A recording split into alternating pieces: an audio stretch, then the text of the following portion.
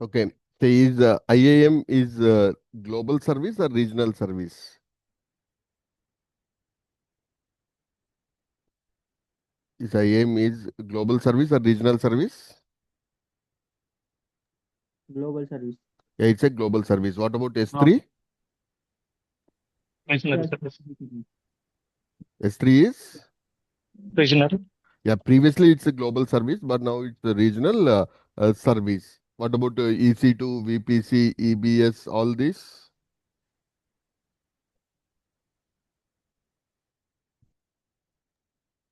These are the regional spaces. Those are the regional kind of services. Okay. So then zone wise also there would be, say, suppose if you go for VPC is regional, but zone wise what we have? Subnet we have.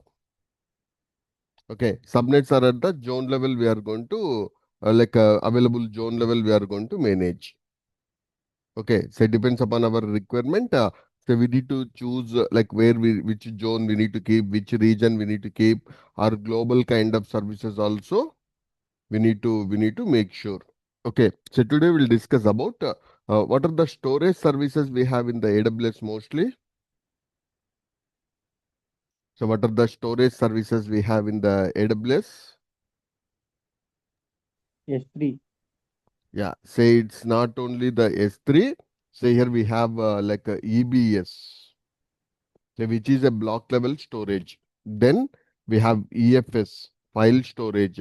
Then we have S3. Okay, so EBS stands for Elastic block storage. elastic block storage. For what purpose we are using EBS volumes?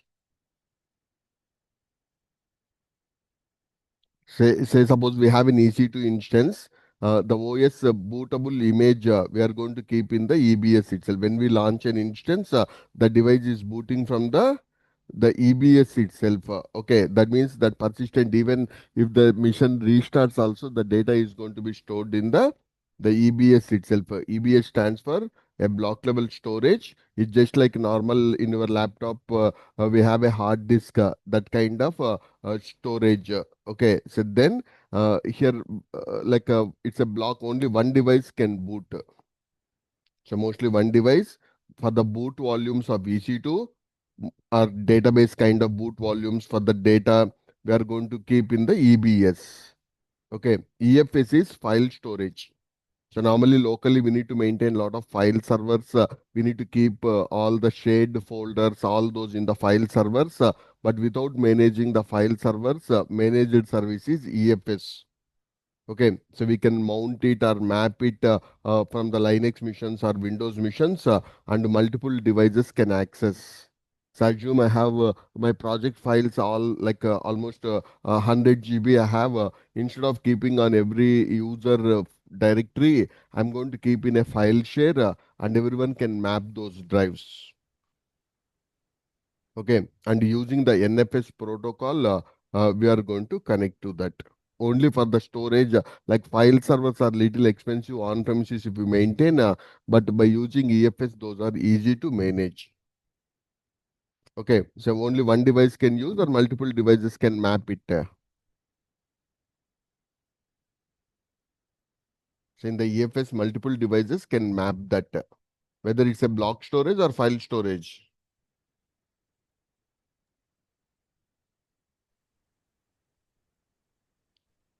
Is it whether block storage or file storage? EFS. EFS. Okay, so File EFS file is storage. yeah, file storage. And what is the protocol it is using? NFS is the protocol it is using.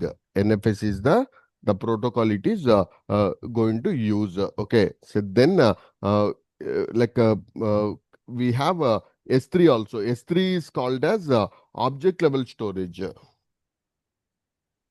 Okay, S3 is called as object level storage we are calling. So now here we have a simple storage service. EBS is elastic block storage. EFS is elastic file system. S3 is simple storage service. Okay, so where the data is stored, each and every file is stored as one particular object. Say even we have uploaded 100 files, 100 like images you have. Each image also is one object kind of thing will get a URL, and only that particular object we can share to others. Like this, every data is storing as an object, and it's an internet storage. Over the internet we can access that. Okay, so over the internet, so we can access the data. So for that purpose we are going to use S3. Okay, so mostly which type of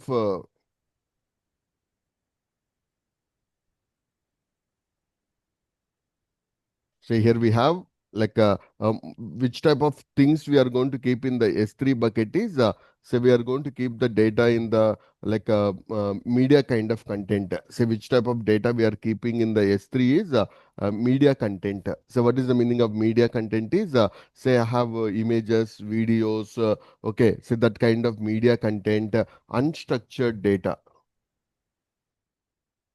So what is the meaning of unstructured data is I have some of the data in the flat files like CSV format, Excel format, okay, say that kind of data. Okay, so mostly I want to process the data and later I want to store that in a database kind of things. Okay, then even for the even if you want to deploy static websites also, you want to deploy static websites also. Okay, so then for that static website deployment also we are going to use S3 buckets we are going to use. Then I want to distribute some content, even that's maybe media content or whatever it's maybe.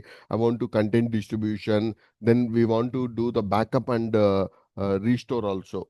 Say I have huge data, like almost 100 years data I have, like those all I have converted into tape devices. But now I don't want to use the tape devices. I want to store in the cloud. Okay, then I may use the data even for the archive purpose also. We are going to use it. So these all the different methods we are going to store the data. Okay, so mostly for the boot volumes, for database, and even for Kubernetes kind of persistency, we are using EBS. Okay, so for the shared file storage, to map it or mount it from the Windows or Linux, we are using EFS.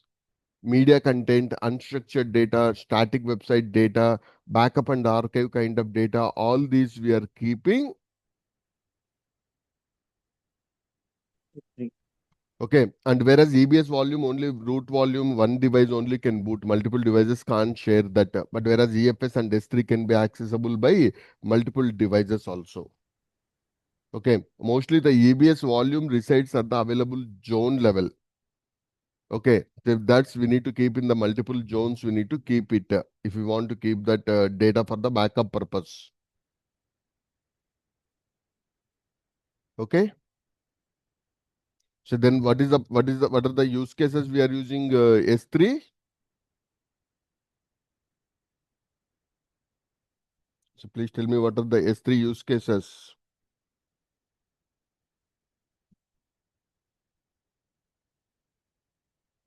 Say S3 we are using for for the static website hosting is one method, or for the archive kind of data for the backup also we are using. Then we are going to keep for the analytics team, they want the unstructured data.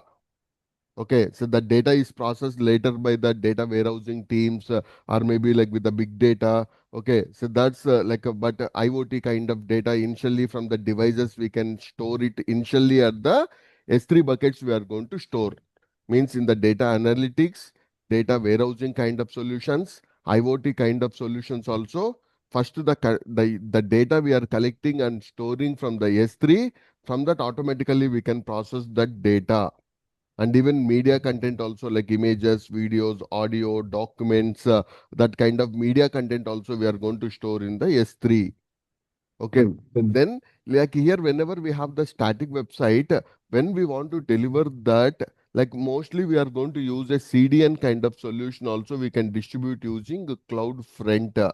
So with the CloudFront, what is the advantage with the CloudFront with S3 is each and every time it no need to go to that S3 bucket. From the nearest location, the user can access that. Okay, so even logs also we are going to store. Okay, all these like maybe softwares also we can store like ISOs or maybe any of the executable softwares. All these we are keeping in the S3 bucket we are going to keep. And what is the purpose we are using CloudFront in the S3? While delivering that content, if you integrate with the if you integrate with the CDN, like that content can be delivered very fastly. That content can be delivered very fastly. We can deliver. Okay, so that is the purpose. We are using the CloudFront.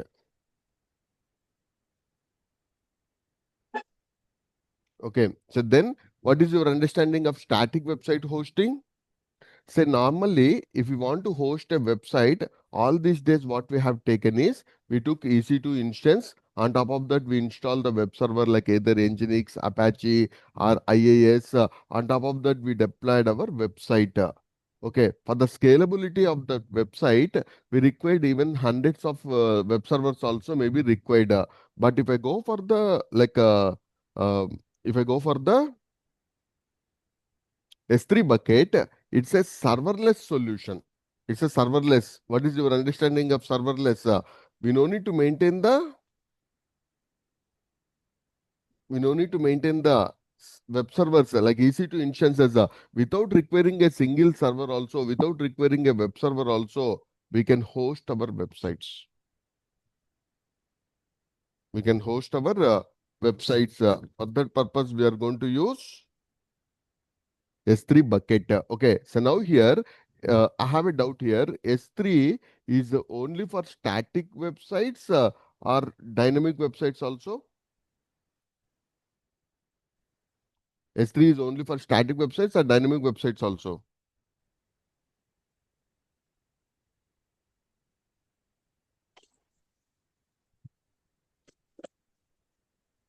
Say S3 we are using only for the static websites we are using, not for dynamic websites. If you have any business logic need to be running, that business logic is executing on the, say where that business logic is running.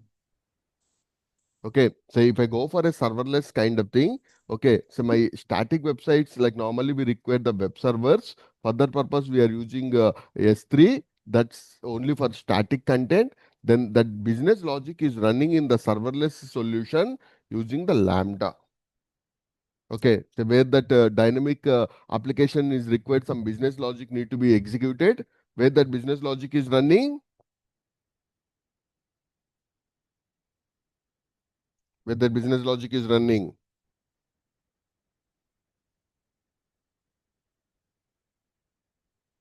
it's running on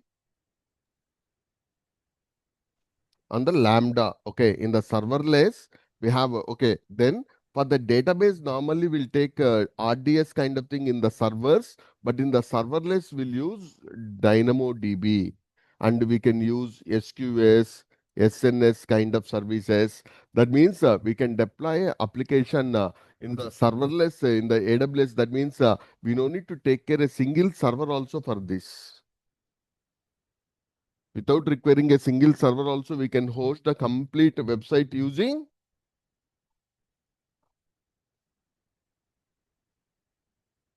the serverless. Then what is the use case here in this for S3? What is the use case?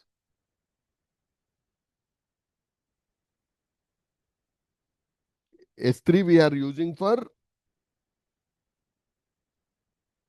static websites. Normally in the servers, what is the web server can do? S3 is doing. What is the application server is doing? That scenario we are integrating with Lambda. And for database, we have RDS, but in the serverless, we have in the serverless we have in the serverless we have DynamoDB. In the serverless we have DynamoDB we have. Then we have SQS for the message queues, for notifications, emails. Even if you book something in the movies or book my show something, you will get an email or not. That's a SNS kind of service we'll send. Normally in the local we will maintain SMTP kind of service, but we have managed service in the AWS, that is SNS. And the static website to business logic that Lambda is going to communicate using the REST APIs. For that, we have API gateway. Okay, so mostly these all the services why we are using is to host a serverless application. What is the meaning of serverless is we no need to maintain a single server also, and we can deploy in this use case. S3 also is coming into the picture. Like here we are going to keep we are going to keep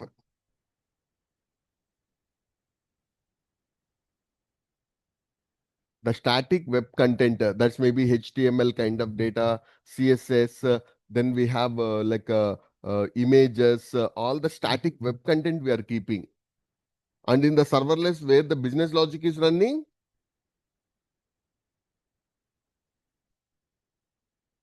what is business logic? Where the business logic is running? Lambda. In the Lambda. But who is going to communicate between that S3 to Lambda?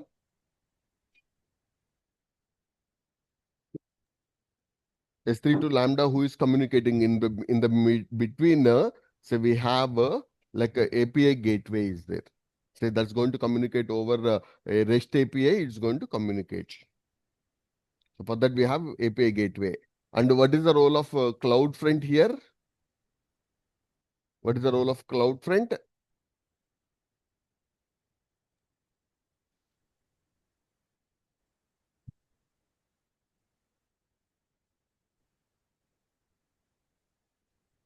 So the CloudFront will distribute that very fastly. It can distribute from the nearest location. So my S3 bucket is in US, Hyderabad user while accessing. If I enable CloudFront, that's cache it to the Hyderabad location and very fastly it can be delivered. If it is delivered from the US region, like it takes a lot of time. Okay, by using the CloudFront, it can be delivered very fastly. Okay, so normally in the Linux, we are calling the directories, right? In the Windows, we have, sorry, in the Linux, we are calling as directories. In the Windows, we are calling as the folders. Now, in the S3, we have a container called as bucket. So, what is the bucket is like a folder kind of thing where we can store the data. Okay, you can create different directories or different folders, right? Like maybe in your D drive you may have ISOs, softwares, you have movies, photos, videos, like this you may be keeping different. That's according to your requirement you are going to create. In the same way in the S3 we are having a S3 bucket is there, like is a folder or a container kind of thing where we can store our data, and we can create different buckets. Okay, so and those in the buckets, our data is stored. Each file is going to stored as a object. That is the reason S3 is called as object level storage.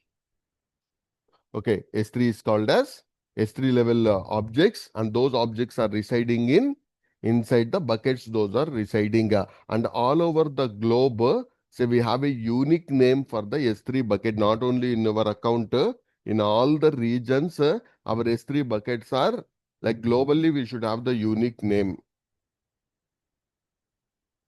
Globally, we should have the unique name should be there. Okay, that means all over the world for your bucket, we should give the global name. Okay, once we create the bucket, even it's not possible to change the bucket name also. Okay, then mostly initial days S3 is a global service, but now these buckets are region. Okay, then like what is the storage of the bucket? Okay, so storage is uh, like here unlimited storage we can store in the bucket. Okay, unlimited storage we can keep in the bucket, but one object or one file size shouldn't exceed 5 TB. A lot of people are getting a confusion. Like 5 TB is not the maximum limit for a bucket. What is the limit with 5 TB is?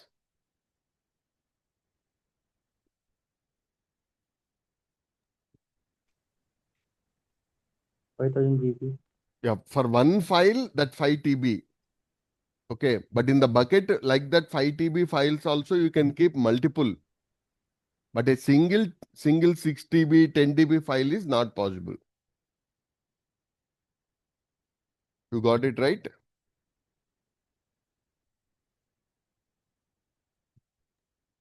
Any doubts on that?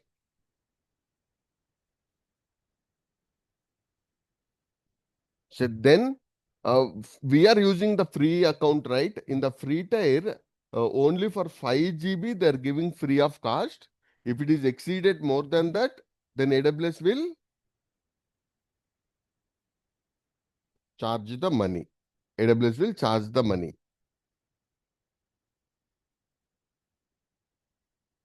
So what is that meaning? So only for the 5 GB of the data we can use for the free tier.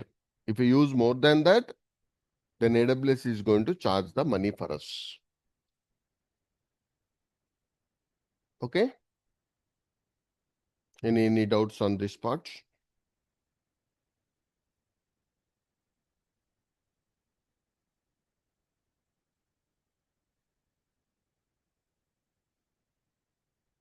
Okay, so then say we need to use the normal for the domain name or for host name, whatever the naming conventions we can use. Like that, we can give the naming conventions for our buckets also.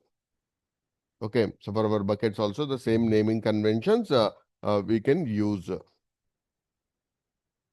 Then we can control that the access, all those through the ACL or bucket policies. Okay, so we have two ways we can give the access, but AWS is recommended to use the bucket policies compared to ACL. NACL is different, that is at the subnet level. At the S3 level also we can configure S3 ACL, access control list. Okay, that is the old way of controlling the access. At the object level or bucket level we can store. Okay, so we can attach ACL to each object or bucket. Then we can give the read, write or file control kind of permissions to the IAM users. Okay, so like this we can create those, but for the legacy that method, now the new method and the recommended method from the AWS is S3 bucket policy. So we are creating just like a IAM policy. This is a resource specific policy for that bucket. We are creating a S3 bucket policy and we are going to give the permissions to whom we need to give the access for that. Okay, so that's even we have the complex access requirements can be enforced by using the S3 bucket policy. We can enforce. We can enable that. Like always, which is the recommended method compared to ACL or bucket policy? Bucket policy is recommended. Okay, so we'll even for static website to give the access to the users for cars, for all these also will give those policies we are going to give. Okay, so then we have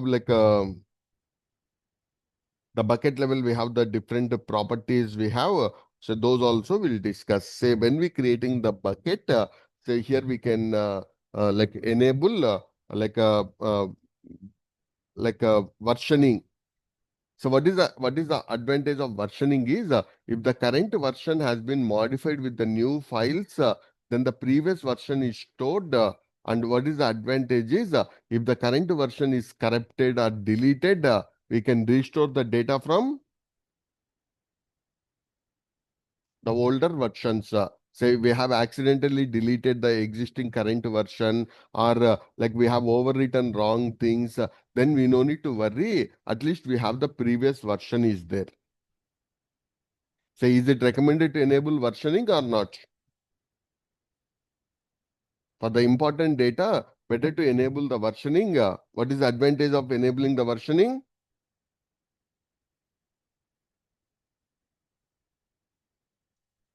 what is the advantage of enabling the versioning?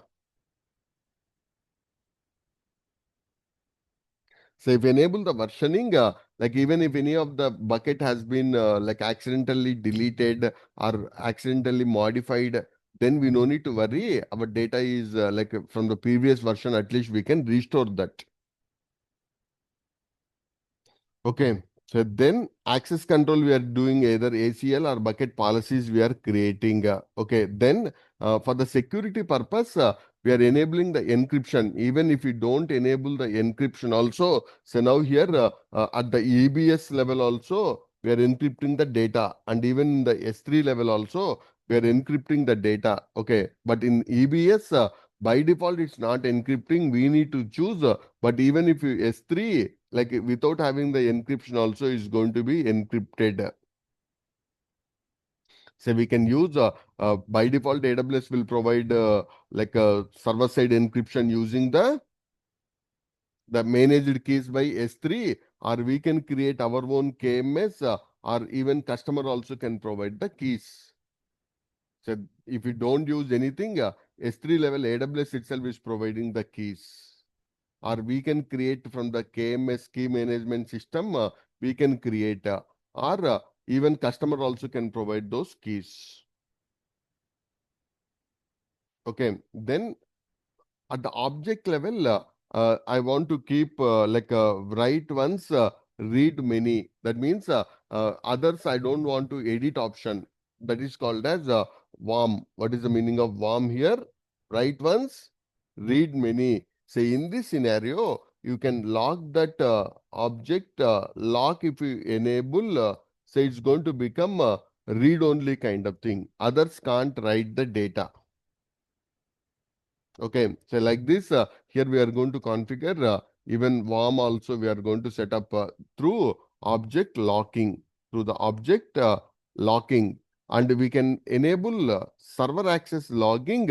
Then who try to access the data at that bucket level is recorded.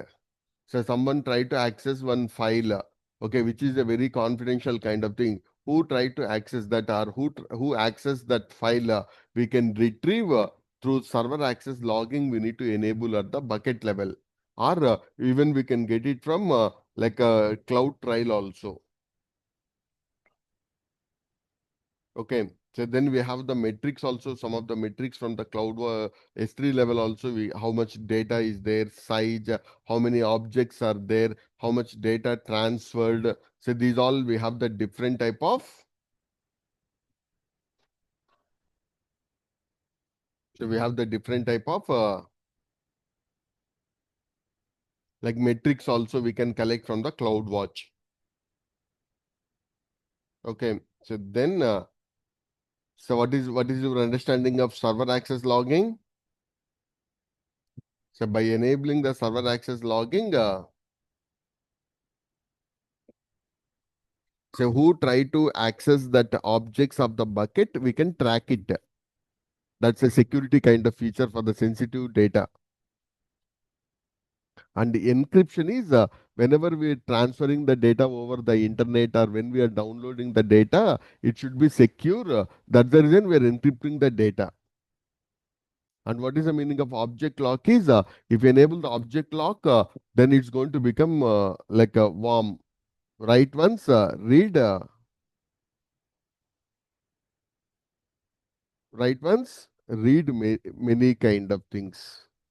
So that is going to call as warm. Okay. So then, like we need to enable object locking for the data which others don't want to edit. My company policies, all those others, I don't want to allow to edit that.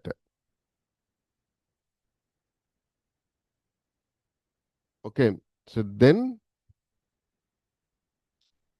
so by default, we have the different storage classes. It's mandatory question in the interview. So we have the different like storage classes we have.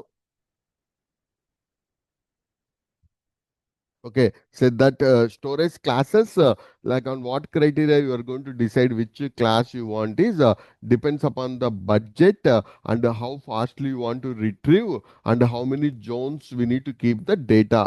So based on these factors, we are going to decide which storage class we require. By default, if you don't choose any storage class, it's going to be used like S3 standard. So if you don't specify anything, by default, it's going to be using which storage class? So which storage class it is using?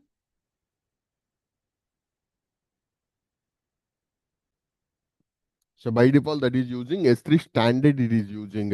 So with the S3 standard kind of storage class, what's happening is we can access the data very fastly. We can retrieve. Okay, but one challenge is it's little expensive kind of thing. Okay, so what is the challenge? It's little expensive kind of thing, and this is the default storage class we have. Okay, so you want to retrieve the data very fastly, budget is not a constraint, then we can use standard. Okay, then we have one more intelligent tiering. You don't know which type of storage class we need to use. Okay, at that moment we can use intelligent tiering. So we don't know which type of storage class we need to keep for our requirement. Then we can use the intelligent tiering we can use. Then the data is not frequently accessed, then we can choose infrequent access. So what is that meaning of IA? IA stands for infrequent access. Say in which use case we are going to use the infrequent access is the data whatever we stored in the S3 is not going to be accessed very frequently. It may be accessible for every monthly wise once only I'm accessing the data. Then I'm going to use infrequent access. In the standard and standard IA, the data is going to be replicated in all the zones. That means if I have 6 zones, it would be replicated to all the 6 zones. If I have 3 zones, it would be replicated to 3 zones. Okay, so at that moment, if you want to not that much important data, I don't want to replicate in 3 zones. Then I'll keep only one zone infrequent access. So in which use case you'll go for one zone infrequent access is you are not accessing the data very frequently, and even if that zone goes down also, we don't have any impact. For that kind of data we are going to choose. For that data we are going to use S3 one zone infrequent access we are selecting for that use case. S3 one zone infrequent access we are selecting. For that use case we are selecting. Okay, so now here depends upon our requirement, we need to choose S3 standard, S3 standard intelligent tiering, then S3 standard infrequent access, then S3 one zone infrequent access, and they have given one more new method, express zone also, express one zone also they have given. That's only for one tip, but data can be accessed very fastly. Then I want to store the archive kind of data. What is the meaning of archive is that's old data. I may not use it, but I want that data. So maybe a hospital having their 30 years, their patient details, all that details they have stored in the archive kind of devices. Tape devices mostly will use. Okay, so that's kind of data we are going to choose in the Glacier. So what is the service name?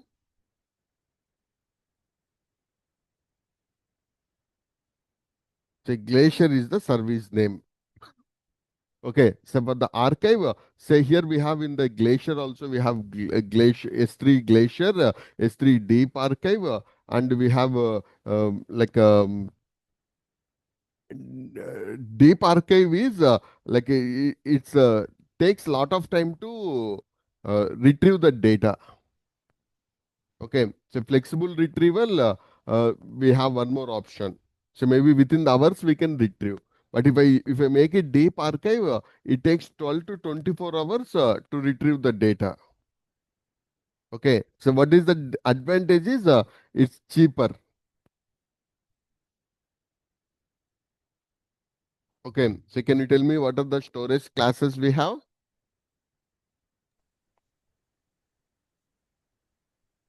So what are the storage classes we have? S3 standard, S3 standard, S3 come again. intelligence, S3 intelligence tiring, Yeah, S3 glacier, S3 S3. glacier default. Yeah, say by default, what is the method we are getting?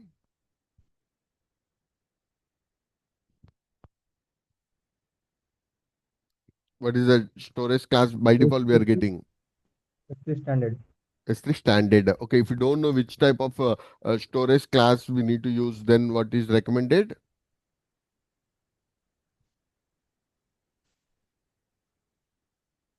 Intelligent tiering. Only one zone, like when we go for standard infrequent access, one zone infrequent access. Say if only infrequent access there, but data is important, then you keep in standard IA. Data also not that much important, then keep only in one zone. With that, we can reduce the cost. With that, we can reduce the cost can be reduced. Okay, so in the glacier, like maybe within the minutes we can instant access kind of thing. But if I make it deep archive, it takes 12 hours like that. So it depends upon our requirement. So we need to choose which type of storage class we required. Okay, so the cost also is going to affect with this storage class.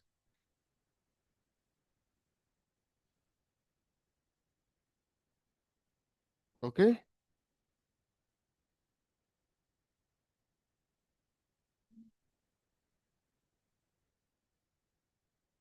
So then here we have like minimum duration times also we have. That means for standard there is no minimum duration. But if I go for S3 Glacier, we need to keep minimum 90 days. Even if we use only if you keep the data for 30 days also, we need to pay the money for 90 days. For deep archive, minimum duration is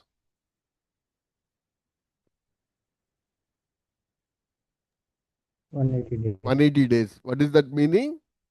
If you choose that storage class, okay, even if you don't use for 180 days also, we need to pay the money. So we need to pay the money for that. I hope you got it right. But for standard, there is no that even if you keep for only for 1 hour, only for that 1 hour itself we need to pay the money. And one more factor which will affect the price is how many times you upload the data, how many times you downloaded the data also is one of the factor. How many times you uploaded the data and how many times you downloaded the data also is one of the factor. That means if you have a frequent upload and frequent downloads from the thousands of users, then AWS will charge more money for that. Okay, not only the size of the data, how frequently the data with how much data bandwidth is downloaded also is one of the factor.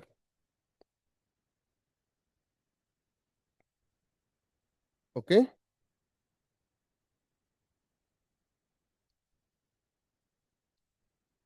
So then, here I have some complex use case. What is that? Is when I uploaded a data that's frequently is accessible, but after some time data is not accessible. Then I want to change the storage classes manually. But I no need to change that storage classes manually. Say AWS has provided one solution that's called as lifecycle policies. By using the lifecycle policies on the S3 level, what is the advantage is like by enabling the lifecycle policy, we can change the storage class automatically after some days. So that means whenever I upload the data, I need to keep that one in standard. After 3 months, I want to move to standard IA.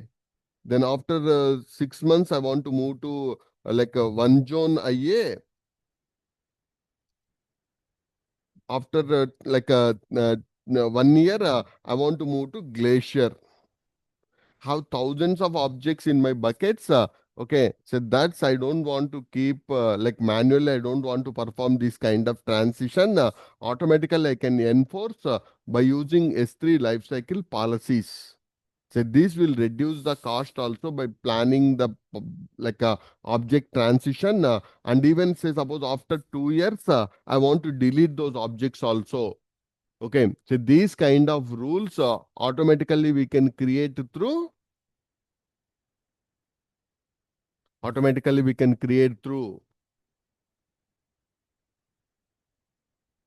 the lifecycle policy. We can create through the lifecycle policy. We are going to create that. Okay, so what is your understanding of S3 lifecycle policies? So automatically we can move like, or we can uh, uh, change the object classes from one storage class to another storage class, or we can do like expiration also. That means we can delete the objects also. So these kind of automation we can do by S3 lifecycle policy, and on the S3 level, this is one of the best practice. With that, we can reduce the cost also. By enabling that, we can reduce the cost also. We can reduce. So that is one of the advantage of using S3 lifecycle policies. Okay.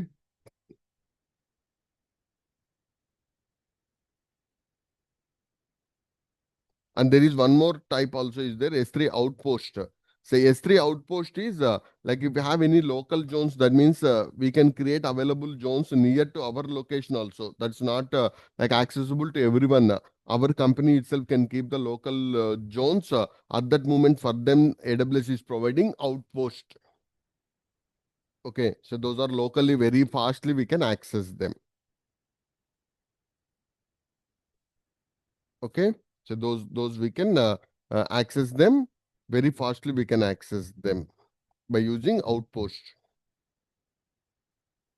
Okay, so can you tell me what is the lifecycle policy?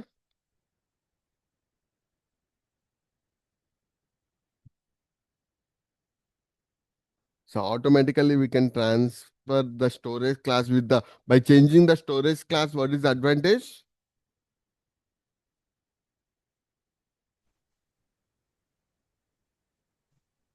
What is the advantage? So after like 90 days, 30 days, my data is not that much frequent access. Then I'm going to keep infrequent access.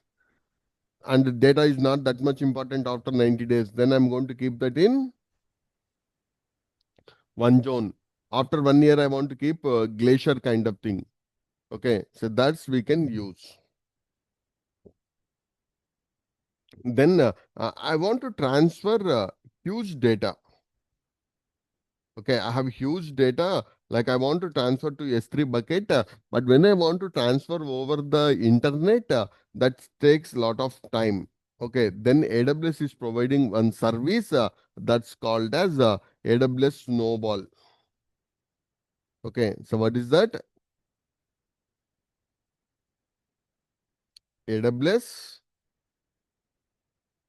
Snowball. Okay, so what is this snowball will do is we can data can be transferred when we have a huge data like in the like a 50 TB, 80 TB. That's all over the internet. It takes a lot of time to transfer that.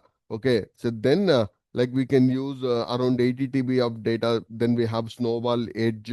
Then we have how it is. We need to order the snowball device from AWS. Then they will send that device for us. Okay. So then we need to connect that device and transfer the data. Okay. Then we can send that to AWS. Then AWS will upload to that S3 bucket, whatever the bucket we have. So what is the advantage is? Whenever we have the huge petabyte like a kind of data is there, that's we can upload by using snowball devices. Okay. So we have the different snowball devices like a snow cone is there, snowball is there, snow mobile is there. Okay, so it depends upon our data size. We need to choose those devices. We need to choose those devices. We need to choose. Then by default, whenever we upload the data, that's going to be replicated across the zones. If you choose one zone, like it's only one zone they're going to keep. Otherwise, it's going to keep it in multiple locations. But we have one more replication policy for the high availability of the data. If we configure regional level, like we can region level also. That means once you upload the data to one S3 bucket, to the another region also we can replicate the data. So what is the advantage with that? What is the advantage with this?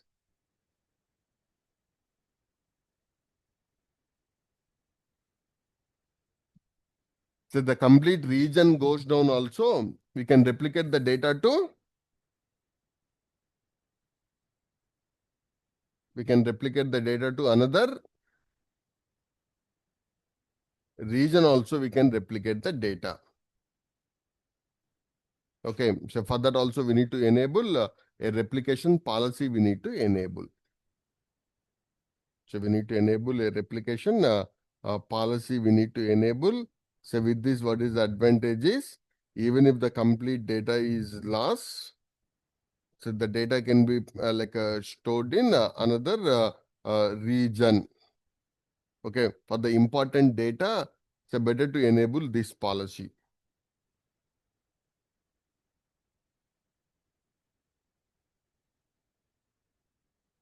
Okay.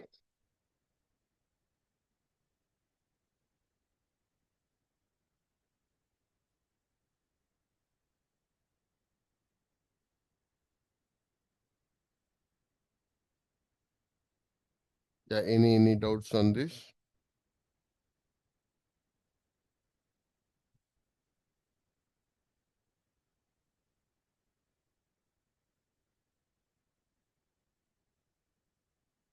Any doubts?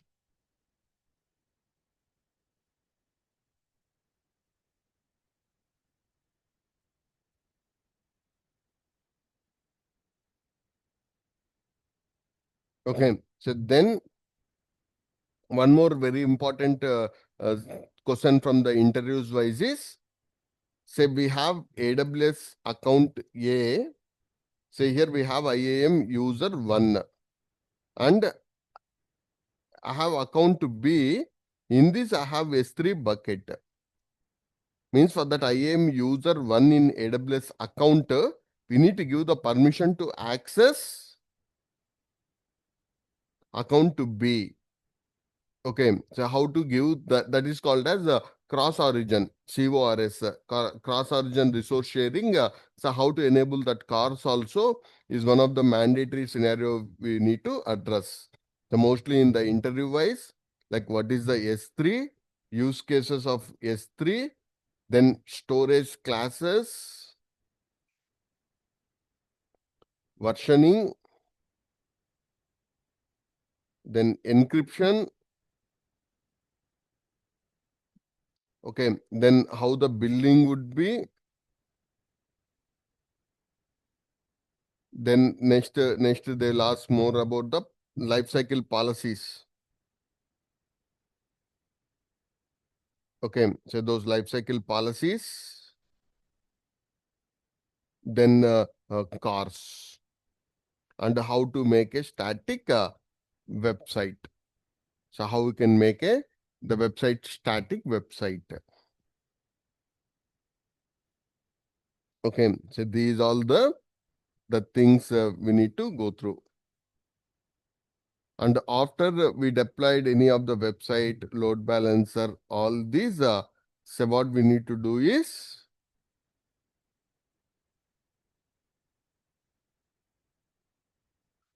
So after we enable that, what we need to do is like we need to deploy that with our domain name. So we deploy the website either on the like EC2 instance, or we attach a load balancer. We deployed using S3 bucket, or we have a Lambda, or we have a Kubernetes cluster. Okay, so e- containers also we use, but we hosted our website. But we need to link with our domain name. If I click my domain name, my application need to open. That's like we need to integrate with the Route 53 kind of service. So Route 53 is it's a DNS service from the AWS. So Route 53 is the it's a DNS service from the AWS. Okay, so that's like in order to understand this, just go through what exactly a DNS server, then DNS uh, how it works. So everyone are using internet, right? So backend to the internet is the DNS itself. Last 20 years, everyone are familiar using the internet. Then at least get how internet works. Okay, just go through, you type a website in the browser, how that web server is reaching that. Okay, you assume maybe you type google.com or AWS console, then how that website is delivering to the website to the browser, like all the steps we need to understand. Then like here we are using HTTP or HTTPS, HTTPS. Then how that SSL works. So that means the data we are not transfer over the HTTP is going to be communicated over the HTTPS. Then how that SSL works also. Then very, very important DNS records. Say in the DNS we have the records like A record, AAA record, or we have MX record, NS record. We have more than 10 to 15 records, TST, pointer, CNAME, okay, SRV kind of. So like this here we have around 10 to 15 records we have. Those records also we need to understand. Okay, so then, like, what is the Amazon DNS services? Route 53. So Amazon DNS service is the Route 53. Why they kept the name? The best name for this is AWS DNS, but they didn't keep the name as AWS DNS. What is the name they kept? Route 53, because the DNS port number is 53. The DNS port number is 53. So that is the reason they kept this name. Okay. So these all we need to finish. Like we need to make a static website and maybe dynamic website, then S3 bucket, then finally that need to be attached to Route 53. Okay.